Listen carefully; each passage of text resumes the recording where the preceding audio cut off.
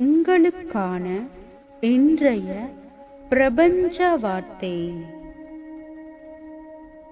அதி அற்புதமான வாழ்வு என்பது என்னவென்றால், எதுவுமே இல்லாத நிலையில் இருந்து ஏதோ ஒன்றை உருவாக்குவதுதான்.